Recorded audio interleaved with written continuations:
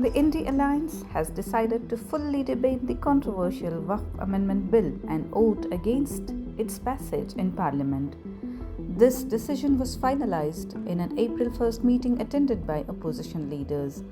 N.K. Premachandran of the Revolutionary Socialist Party RSP reiterated the opposition's firm stance, stating that they have consistently opposed the bill.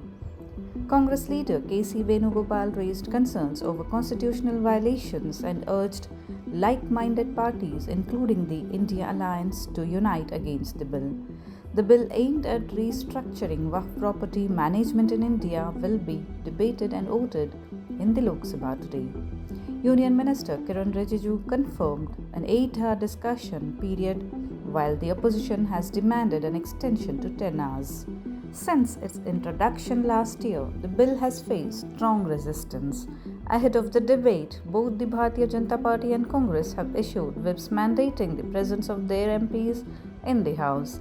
The BJP's directive is specific to the Waqf Amendment Bill session, while Congress has instructed its MPs to attend the next 3 days of parliamentary proceedings. The Joint Parliamentary Committee previously endorsed suggestions from NDA alliance parties, which are expected to be included in the final draft presented in the Lok Sabha today. As the debate progresses, the opposition remains resolute, arguing that the proposed amendments threaten constitutional principles. The coming hours in Parliament will be decisive in shaping the future governance of Waqf properties in India. For the latest updates, like, comment, subscribe and share to Salar Digital.